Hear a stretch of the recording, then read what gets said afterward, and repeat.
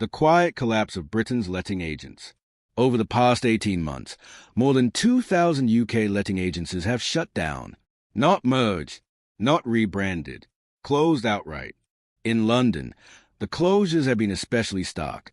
Entire high streets have lost their letting agents without headlines or announcements. Some offices vanished overnight. Others left behind handwritten notices taped to glass doors due to market conditions we regret to inform, then silence. At first glance, this collapse makes no sense.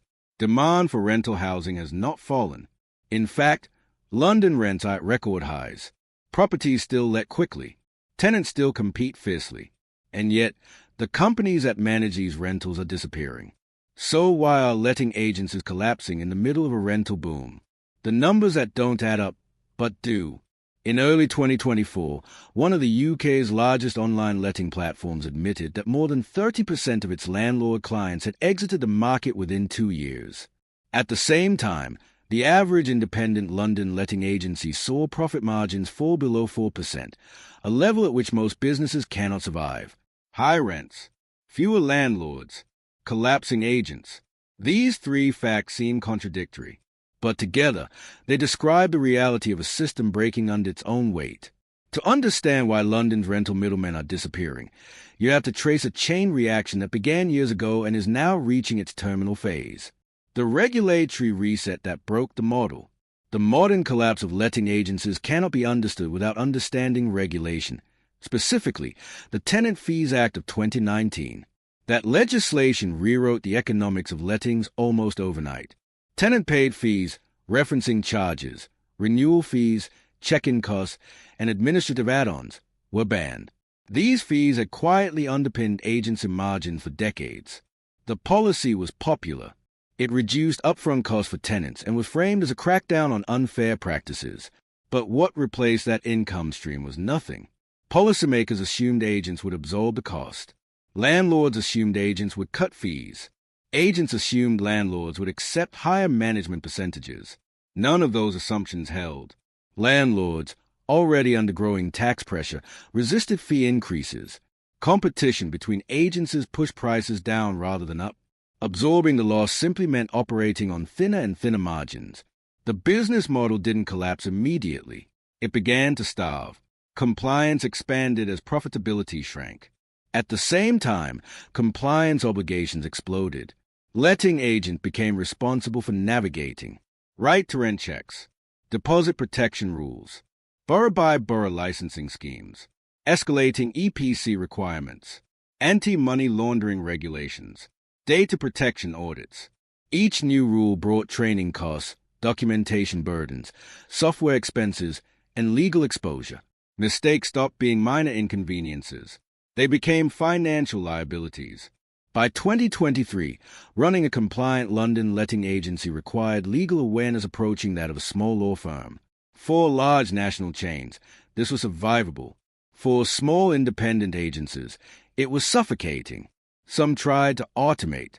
Others cut staff, increasing workloads and errors. Many sold to larger groups at distressed valuations. Most simply ran out of cash. Regulation didn't destroy letting agencies overnight. It weakened them steadily until the next shock finished the job, when the mortgage masse stopped working. That shock arrived with rising interest rates. At first, landlords didn't panic. Rents increased, tenants absorbed the rises, and demand remained intense. But by mid-2023, the arithmetic stopped working. Buy-to-let mortgage rates jumped from around 2% to over 6%. Monthly payments doubled. Tax relief remained capped. Maintenance, insurance, and compliance costs surged with inflation. For many landlords, rental income no longer covered expenses. The decision to sell was not emotional. It was mathematical. Holding the property meant subsidizing it out of pocket. Selling locked in years of capital gains and eliminated regulatory headaches. And when landlords sold, they didn't exit one property at a time. Entire portfolios left the market in waves. The revenue base that vanished. For letting agencies, this was catastrophic. Unlike estate agents, letting agents do not survive on occasional transactions. Their business depends on recurring management fees across large numbers of properties. When that base erodes rapidly, there is no fallback. Many agencies lost 20 to 40% of their managed stock in a single year. No properties meant no income. No income meant no business. The mortgage shock didn't just hurt landlords. It pulled the floor out from under the entire letting ecosystem. And crucially, the landlords leaving were not being replaced. The myth of the better landlord, a dangerous misconception, still shapes policy discussions.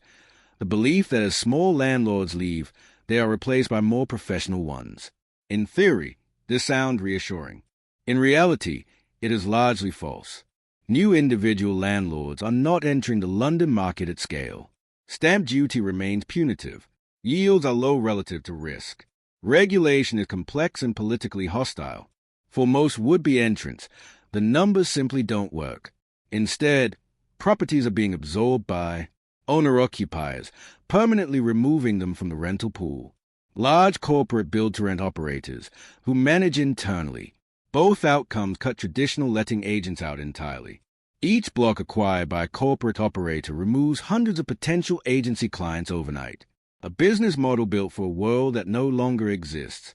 Independent letting agencies were built for a specific world. Small portfolios, accidental landlords, and owners who wanted someone else to handle complexity. That world is disappearing. The landlords who remain are either highly professional and self-managing or large enough to bypass agents entirely. Agencies are left competing over a shrinking client base while cutting fees to survive. Trust eroded. Landlords questioned value. Tenants blamed agents for systemic failures. Politicians framed them as unnecessary intermediaries. With no loyalty from landlords and no goodwill from tenants, agencies were squeezed from both sides. Technology didn't kill agents, but it finished the job. A decade ago, letting agent controlled access to housing. Today, that control is gone. Listings are online. Viewings are automated. Contracts are generated digitally. Maintenance requests are routed through apps. Platforms stripped human involvement from every step they could. To landlords, this looked like efficiency. To agents, it looked like extinction. But the risk didn't disappear. Liability remained, and often landed on the agent when something went wrong. Agents carried responsibility without control, accountability without authority, and risk without reward. When cash flow tightened, there was no buffer. Closures followed quickly. Why London is being hit first and hardest. Letting agencies are closing nationwide. But London is absorbing the damage first and most severely. This is not accidental. London combines every structural pressure into one hostile environment. Extreme operating costs. Fragmented borough-level regulation.